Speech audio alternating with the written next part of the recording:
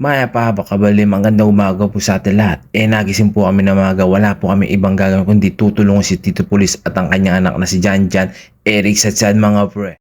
Ganyan po talaga yung mag-ama pag naghahanip po sila ng palay o kung ano man yung hanihin nila kami tutulong at magpapatulong sila sa amin mga pre. Alam naman nila kami, tutulong kami.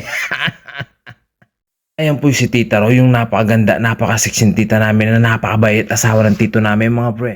Ayan po, nandito na po kami sa bukid, madalumdom at makulunlim mga pre. Wala naman kami ibang gagawin kung hindi hintayin namin na lumiwanag. Hindi naman kami naghihinayang kung hindi namin nabilad tong pali na to. May kinabukasan pa mga pre. Pero positive lang kami, liliwanag at iinit yan mga pre. Dito po kami nang bibilad sa pamilya namin Manakmul at Sadsab mga pre. Malapit yung bahay na Tito Reggie dito at Tito Glenn at si Apon Jong, si Apon Jojo mga pre at saka si Tito Teke. Siyempre malapit din yung bahay ni Kapitana dito. Sinong Kapitana? Si Merlita Sadsab mga pre. Ayan po yung mga kasama ko mga Mondoy, si Rain, si Sam at saka yung pisang umpogin na si John, Eric Sadsab mga pre. Ayun po pupunta na sila dito sa bahay ni Kapitana. Titingnan po yung palay na bibilad namin. Sabi ng tito kung napapogi na si Tito Pulis, bubuksan daw namin para sumingaw mga pre. Tama naman, para sumingaw, para hindi bumulok mga pre. Siyempre hindi pa namin dadalhin sa danyan, baka biglang umulan di napagod lang kami. Ayun po yung bahay ni Tita Kapitana mga pre, napakasimple lang, napakaganda, napakaluwang. Marami pang kinakain dito. Pag pumunta ka naman dito sa bukid ng family Manakmul mga pre, pang may gulay, sigurado may dadaling ka sa bahay. Kung wala mang gulay, meron siguradong saging at mangga mga pre. Ganyan katibay yung family Manakmul at sadsad. Siyempre kapatid ni Apon daling namin yan at mga pamangkin.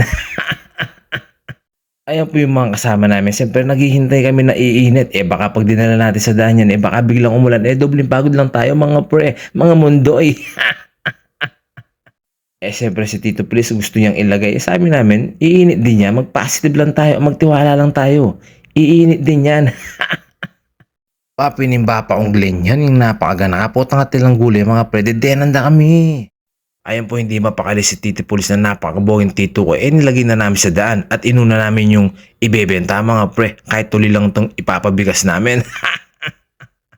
Ganito lang kami magpamilya, tulong-tulong kami. Kahit may problema, kailangan pag-usapan lang yan mga pre. Pag nakita naman kami sa bahay ni na Apon Daling at sama-sama kami, kahit anong pagkain, iluluto na Apon Daling, kahit simpleng pagkain lang mga pre, basta masaya, nagkakasundo lang. Lalo na pag may okasyong kinapon din, sigurado sama-sama kami at tulong-tulong kami mga pre. Ako naman mga pre, kahit hindi ako magaling magluto, kung ano yung matutulong ko, tutulong ako mga pre. Pagtatawagan naman ako ng mga tito ko at tita ko, Nike, magkain na ang dutong kita, magluto tayo ng kitang gulot.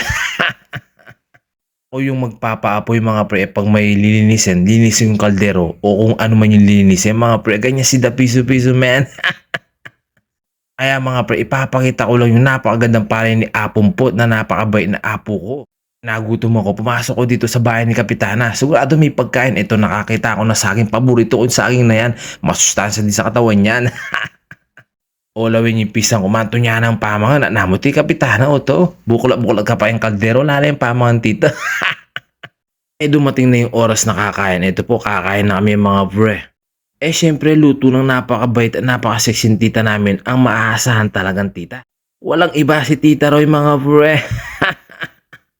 Kung hindi nyo man naitatanong mga pre, nagmana yung pisang napakapugis dyan Eric sa pagluluto sa mga magulang niya mga pre. Siyempre kanino ba magmamana yung tatay niya? Siyempre kay Apon Daling, magaling din magluto Ako wala naman akong ikakagaling, kundi magaling akong kumain at malakas akong kumain mga pre. Kahit makulilo naman ito, kahit konti lang, natuyo yung palay mga pre. Ang mahalaga naman mga pre, hindi masisira yung palay. Kasi nung hinaan ito, konting basa pa mga pre, kaya okay lang kahit matuyo lang ng konti. Ayan po yung mga alagang kalabaw ni Tito Reggie mga pre. Ganyan kasipag yung mga kamag-anak ko, yung mga lolo ko at tito ko mga pre. Habang inintay namin matuyo yung palay kahit konti lang. Siyempre, tinitingnan namin baka biglang kumilimlim at dumalumdum mga pre. Kahit ganito lang kami mga pre, may pakinabang kami. Mamaya-mamaya lang isasaka na namin yung mga palay.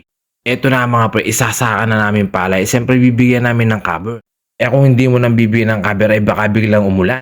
Eh sayang naman yung natuyo ng konti. Basta kahit umulan, basta may cover lang yung palay mga pre. May bukas pa naman, matutuyo din yan. Huwag natin isipin yung mapapagod natin. Ang mahalaga ay natutulungan natin yung tito natin at pisan natin. Ganyan kami, basta family sad-sad, happy, at nagkakasundo.